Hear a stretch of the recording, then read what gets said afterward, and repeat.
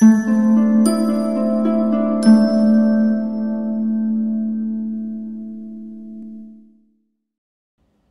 यह मधुमय देश हमारा, जहाँ पहुँच अनजान क्षितिज को मिलता एक सहारा। मानवता की भूमि भारत देश का गुणगान करते हुए जयशंकर प्रसाद जी का राष्ट्रीय बोध प्रखर रूप में इन पंक्तियों में प्रकट होता है। भारत को मधुमय देश कहकर कवि संबोधित करते हैं, और वो भी एक विदेशी नारी के द्वारा। ये गीत प्रसाद जी का ऐतिहासिक सुप्रसिद्ध नाटक चंद्रगुप्त से लिया गया है, जिसमें चंद्रगुप्त मौर्य की पत्नी कार्नेलिया भारत भूमि की मधुमय संस्कृति, प्राकृतिक रमणीयता और मानवतावादी दृष्टिकोण को देखकर भाव विभोर हो जाती है और गाँव उठती है, अरुण यह मधुमय देश हमारा। इस कविता के भाव पक्ष एवं शिल्प पक्ष की ओर जाने से पहले कुछ पृष्ठभूमि कहना नितांत आवश्यक है। 1930s यानी ब्रिटिश राज भारत में चल रहा था। अंग्रेज हमें प्रताड़ित एवं तिरस्कृत कर रहे थे। भारतीय जनमानस हीनता बोध से ग्रस्त पाश्चात्य संस्कृति का अंधानुकरण कर रहा था। यह देख उस समय के कवियों का मन विचलित हो उठा। जनता को भारत भूमि की गौरवमयी गाथा से अवगत कराने एवं अपनी संस्कृति, अपने सम्राटों की वीरता का बखान करके जनता के मन में जागरण का बोध पैदा करने की कोशिश वे अपने गीतों के द्वारा कर रहे थे। ये वही समय था जब सूर्यकांत त्रिपाठी निराला जी ने सुप्तावस्था में ऊँग रहे भारतीय जनमानस को संबोधित करते हुए जागो फिर एक बार नामक जागरण गीत लिखा। ऐसे में प्रसाद जी ने एक यूनानी युवती कार्नेलिया, जो कि ग्रीक सेनापति सेल्यूकस की बेटी थी, और सेल्यूकस सेनापति था अलेक्जेंडर द ग्रेट का। अलेक्जेंडर द ग्रेट, जैसे कि आप जानते हैं, पूरे विश्व को अपने कब्जे में लेने के उद्देश्य से भारत आया और चंद्रगुप्त से उसकी मुठभेड़ हुई। उसका सेनापति सेल्यूकस और चंद्रगुप्त के बीच करीब 2 साल तक युद्ध हुआ, और अंत में एक कॉम्प्रोमाइज़ के रूप में, एक समझौते के रूप में सेल्यूकस की बेटी कार्नेलिया और चंद्रगुप्त का विवाह तय हुआ। एक संधि था, वो एक कॉम्प्रोमाइज़ था। और वही कार्नेलिया सिंधु नदी के तट पर बैठी ये गीत गाती है। आपको ये देखना है कि कार्नेलिया विदेशी है, यूनान से आई है, ग्रीस की है। और प्रसाद जी जैसे राष्ट्र प्रेम से ओतप्रोत कवि का एक ये टेक्निक था, क्योंकि जब विदेशी युवती ही भारत भूमि का गौरवगान कर रही है तो इससे बड़ी बात क्या हो सकती है। इसलिए प्रसाद जी ने अपने नाटक चंद्रगुप्त में कार्नेलिया द्वारा इस गीत का आलाप करवाया है। अब जाते हैं कविता के भाव पक्ष की ओर। कार्नेलिया सिंधु नदी के तट पर बैठकर भारत के सौंदर्य को, भारत भूमि के सौंदर्य को देखकर गाती है, अरुण यह मधुमय देश हमारा, जहाँ पहुँच अनजान क्षितिज को मिलता एक सहारा। अरुण अर्थात सूर्य, जैसे आपको पता ही है, ये देश अरुण के समान तेजस्वी और ओजस्वी है। अरुण यह मधुमय देश हमारा, हमारा देश मधुमय है, मिठास से भरा हुआ है। ठीक उसी प्रकार अरुण के समान तेजस्वी और ओजस्वी है। अरुण यहाँ किसका प्रतीक है? ज्ञान का, योग का, सभ्यता, आध्यात्म, दर्शन, इस सब का जन्म भारत भूमि में ही हुआ। और जैसे सूर्य आपको पता है, it's a source of energy पूरे विश्व के लिए, चाहे वो जीव जंतु हो, चाहे वृक्ष हो, चाहे मानव हो, सभी को ऊर्जा प्रदान करती है सूर्य, अरुण। और भारत भूमि भी, भारत का ज्ञान, दर्शन, ये सब उसी के समान है। दूसरे विश्व के लोगों को भी ज्ञान आलोकित करने लायक शक्ति भारतीयों में है। अरुण यह देश हमारा, वो भी कैसा देश? मधुमय देश हमारा। यहाँ मधुमेह से तात्पर्य यह है कि भारतीयों में अपनत्व का भाव है, वही उनकी संस्कृति को मधुमेह बनाता है, और उनकी प्रेम युक्त बंधुत्व की भावना ही सबके जीवन में मिठास घोलती है। इसी अर्थ में भारत भूमि को अरुण यह मधुमेह देश कहकर संबोधित किया गया है। अरुण यह मधुमेह देश हमारा, जहाँ पहुँच अनजान क्षितिज को मिलता एक सहारा। अब देखिए, अगले पंक्ति में कवि कहते हैं कि भारत की जो शरणागत वत्सलता है उसकी ओर वे इंगित करते हुए कहते हैं कि भारतीयों की जो शरणागत वत्सलता है वो अतिशय भावना है। भारतीयों की जो आतिथेय भावना है उसकी ओर संकेत करते हुए प्रसाद जी कहते हैं कि यहाँ पहुंचकर अन्य देश के लोगों को भी एक अपनत्व की भावना महसूस होती है, मानो अनजान क्षितिज को भी सहारा मिल जाता हो। क्षितिज वो काल्पनिक स्थान है जहाँ आकाश और धरती का मिलन होने का आभास होता है, जिसे हम होराइजन कहते हैं। देखिए, वहाँ केवल आभास होता है, मिलन होता नहीं है। हमें लगता है कि हाँ, आकाश और धरती का मिलन वहाँ हो रहा है क्षितिज में। तो कार्नेलिया गाती है कि भारत के निवासी इतने संवेदनशील एवं भावुक प्रकृति के हैं कि उन्होंने अनेकानेक विदेशियों एवं शरणार्थियों को आश्रय दिया है। भारत अनंत काल से बाहर से आए हुए लोगों का आश्रय स्थल रहा है। अब देखिए, कार्नेलिया भी अपने पिता के साथ यूनान से आई है, ग्रीस से आई है। तो वो कहती है कि ये जो देश है, यहाँ पहुँचकर अनजान क्षितिज को भी सहारा मिल जाता है। मतलब जो अनजान व्यक्ति हैं उन्हें भी भारतवासी काफ़ी स्नेह से, दिल से अपना लेते हैं। भारतवासियों के आतिथेय बोध को यहाँ दर्शाया गया है। अनजान क्षितिज को सहारा मिलना एक ऐसी बात हुई जो काल्पनिकता से परे है, क्योंकि अक्सर क्षितिज को सहारा नहीं मिलता है।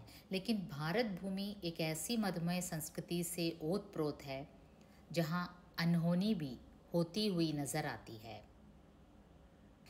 सरस तामरस गर्भ विभा पर नाच रही तरु शिखा मनोहर, छिटका जीवन हरियाली पर मंगल कुमकुम सारा। कवि फिर आगे कहते हैं, प्रातःकालीन सूर्य आकाश में उदित होने पर भारत भूमि का प्राकृतिक सौंदर्य देखने लायक होता है। उस सौंदर्य का वर्णन कार्नेलिया यूं करती है कि सूर्य अपने स्वर्णिम लालिमा युक्त किरणों से संपूर्ण प्रकृति को पुलकित कर देती है। कीचड़ में खिलने वाले सरस ताम रस हो, मतलब कि जो लाल तांबे के रंग वाला कमल का फूल हो, ताम रस हो, या फिर बड़े बड़े वृक्षों के शिखर हो, सभी जगह समान रूप से सूर्य की किरणें उसकी आभा बिखेरती है। मतलब ज़मीन में जो कीचड़ में धंसा हुआ जो तामरस है उस पर भी मंगल रूपी कुमकुम बिखेरता है सूर्य, और जो बड़े बड़े वृक्ष हैं उसके शिखर हैं उस पर भी सूर्य की किरणें अपनी विभा, अपना सौंदर्य बिखेरती है। और हवा में जब इन वृक्षों की शाखाएं हिलने लगती हैं तो ऐसा लगता है मानो सूर्य की किरणें उन पर नाच रही हों, ऐसा आभास होता है। देखिए, आपको इमेजिन करना है, ये एक छायावादी कविता है और ये छायावादी कविता में प्रकृति वर्णन भरपूर किया जाता है। सूर्य की किरणें जब वृक्षों पर पड़ती हैं और जब वो पत्ते हिलते हैं तो ऐसा लगता है मानो उन पर नाच रही हों। और सूर्य भी देखो कीचड़ में धंसा हुआ सरस तामरस को भी अपनी ऊर्जा, अपनी विभा से आलोकित करता है। ठीक उसी प्रकार बड़े बड़े वृक्षों पर भी अपनी आभा बिखेरता है। सरस तामरस गर्भ विभा पर नाच रही तरु शिखा मनोहर, छिटका जीवन हरियाली पर मंगल कुमकुम सारा। अब देखिए, छिटका जीवन हरियाली पर मंगल कुमकुम सारा, भारत भूमि की समृद्धि की ओर यहाँ इशारा किया गया है। कवि कहते हैं कि भारत भूमि सस्य श्यामला है, चारों ओर छाई हुई हरियाली उसकी समृद्धि और संपन्नता का परिचायक है। प्रातःकालीन सूर्य ने मानो भारतीयों की जीवन रूपी हरियाली पर अपना सारा मंगल कुमकुम छिटका दिया हो। अर्थात सूर्य की जो रक्तिम किरणें हैं, जब भारतवासियों के समृद्ध जीवन पर पड़ती है तो कवि उसे मांगलिक कुमकुम के छिटकने का बड़ा ही मनोहारी चित्रण करते हैं। सरल शब्दों में कहें तो भारत धन धान्य से संपन्न देश है, जहाँ चारों ओर लहराते खेत खलिहान हैं, हरितिमा है जो उसकी संपन्नता को बयां करती है।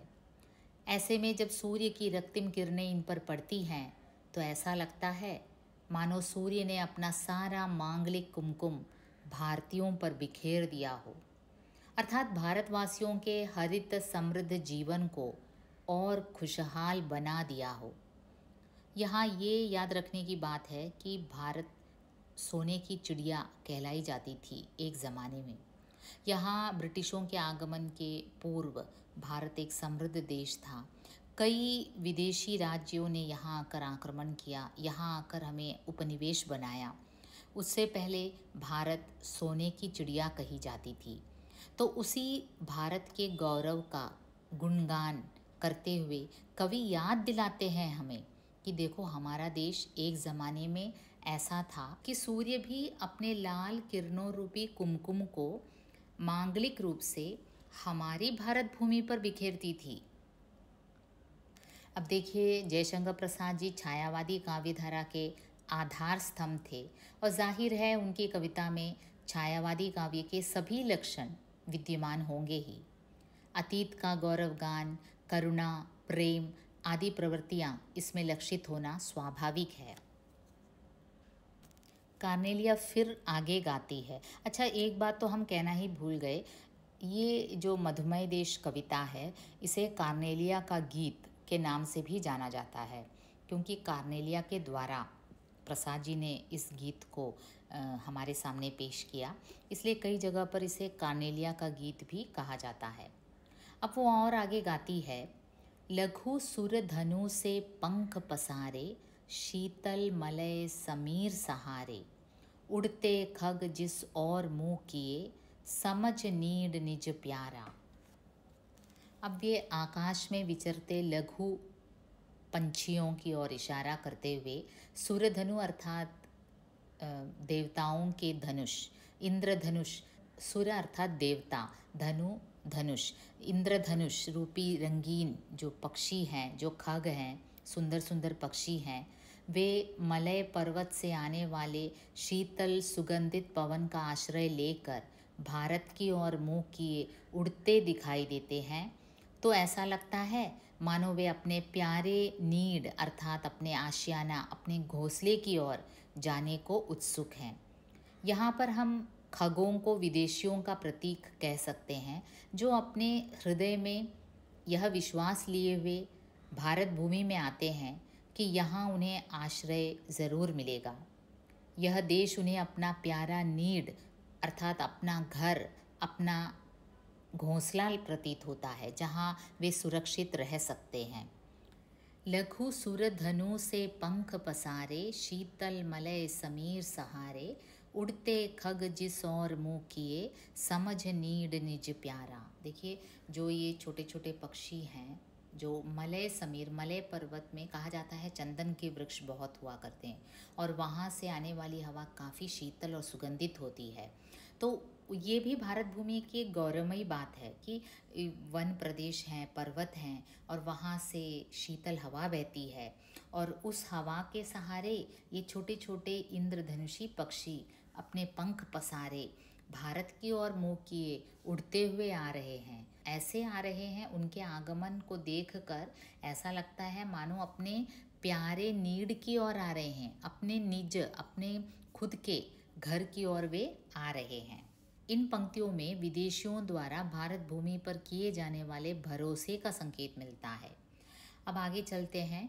बरसाती आँखों के बादल बनते जहाँ भरे करुणा जल, लहरें टकराती अनंत की पाकर जहाँ किनारा। तो जिस प्रकार वर्षा ऋतु में बारिश होने पर तप्त धरती, प्रकृति, जीव जंतु सभी की प्यास बुझ जाती है, उसी प्रकार भारतवासियों के हृदय भी करुणा के जल से भरे हुए हैं। किसी और का कष्ट और दुख सुनकर ही उनकी आंखों में करुणा के बादल उमड़ पड़ते हैं। उनकी आंखों में अश्रु प्रवाहित होने लगती है, जैसे बादलों से पानी नीचे बरसता है। तो यहाँ भारतवासियों की जो करुणा की भावना है उस ओर इंगित किया गया है। बरसाती आंखें हैं उनकी आंखें, मतलब करुणा से भरी हुई आंखें हैं। और जैसे ही दूसरों के दुख दर्द, चाहे वो अनजान व्यक्ति ही क्यों ना हो, उसके दुख दर्द को वे अपना लेते हैं और करुणा रूपी जल उनकी आंखों से नीचे की ओर बहने लगता है।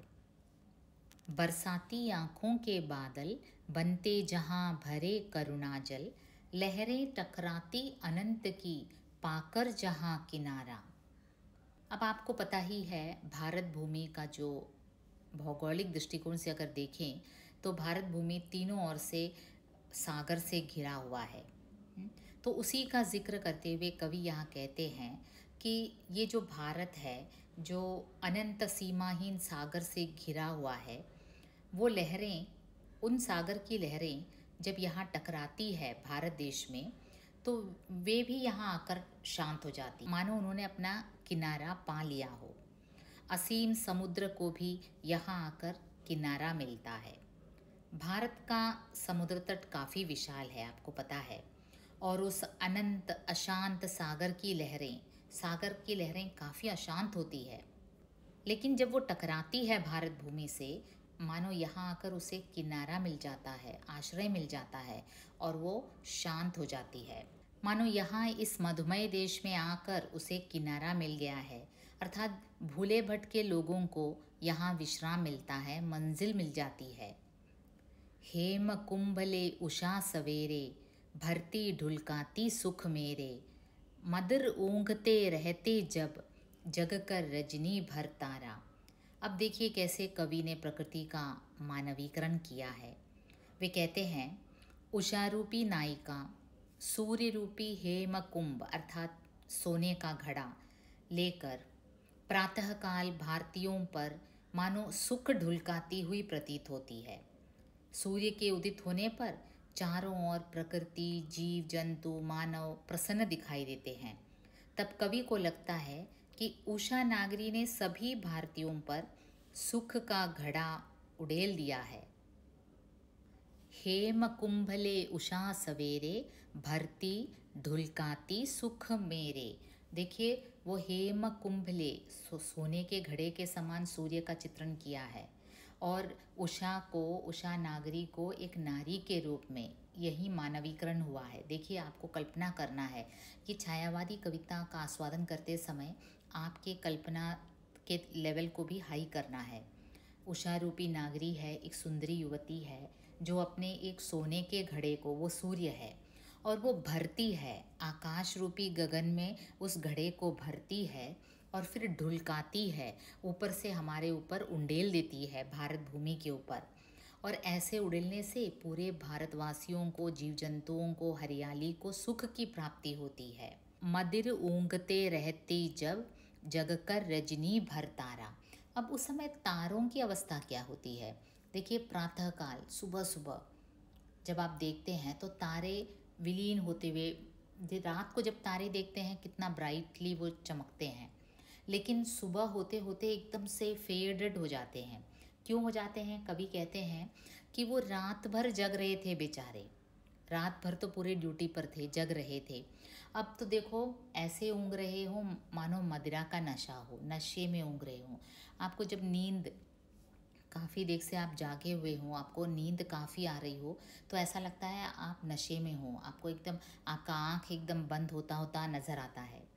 तो सुबह जब उषा रूपी नागरी हेम कुंभ लेकर पूरे ऐश्वर्य को, पूरे विभा को हमारे ऊपर उड़ेलती है भारत भूमि पर, तब आकाश में जो नज़ारा है वो क्या है कि जो रात भर जग कर जो तारे हैं वो मानो मदिर पीकर ऊँग रहे हों। ऐसा लगता है मानो तारे रात भर जागे हैं और जागने के कारण अब छुपने के क्रम में धुंधले होते जा रहे हैं। ऐसा एहसास होता है कि मदिरा के वश में आकर वे ऊँगते हुए नजर आ रहे हैं। वस्तुतः यहाँ कि प्रातःकालीन शोभा अवर्णनीय है। रात भर चमकने वाले तारे भोर के समय मदमस्त हो ऊँघने लगते हैं। तब उषा रूपी सुंदरी सूर्य रूपी घड़े को आकाश रूपी कुएं में डुबो कर लाती है और भारतवर्ष पर आनंद और सुख का प्रकाश बिखेरती है। तो ये थी जयशंकर प्रसाद जी की कविता मधुमय देश, और इसका आलाप कुमार विश्वास जी ने किया है जो सुनने लायक है। एकदम अमर कर दिया इस गीत को। वैसे कुमार विश्वास जी ने जिस किसी गीत को, जिस किसी कविता को छुआ है उसे अमर कर दिया है। देखते हैं कैसे कुमार विश्वास जी ने मधुमय देश को गाया है।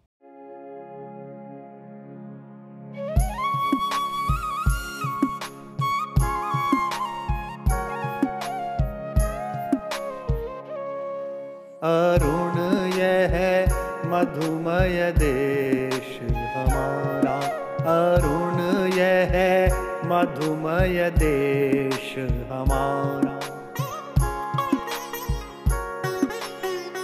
जहाँ पहुँच अनजान क्षितिज को, जहाँ पहुँच अनजान क्षितिज को, मिलता एक सहारा।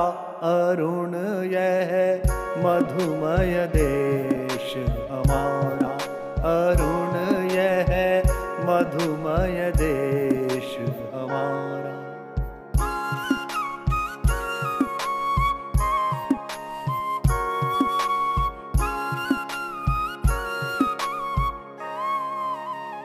सरलताम रस गर्भ विभा पर, नाच रही तरु शिखा मनोहर।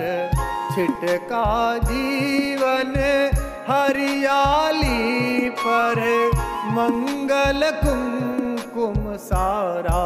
अरुण यह मधुमय देश हमारा, अरुण यह मधुमय देश हमारा।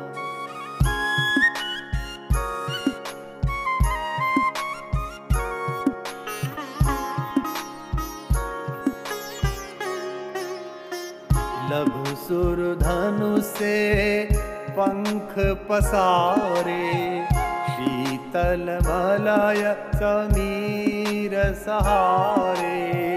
उड़ते खग जिस ओर मुँह किए, समझ नीड़ निज प्यारा। अरुण यह मधुमय देश हमारा।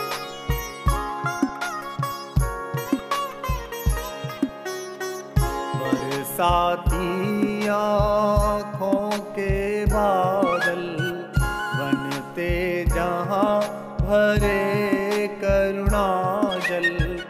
लहरें टकराती अनंत की, पाकर जहाँ किनारा। अरुण यह मधुमय देश हमारा, अरुण यह मधुमय देश हमारा। हेम कुंभ ने उषा सवेरे, भरती ढुलकाती सुख मेरे। मंदिर ऊँघते रहते जब जग, कर रजनी भर तारा। अरुण यह मधुमय देश हमारा, अरुण यह मधुमय देश हमारा।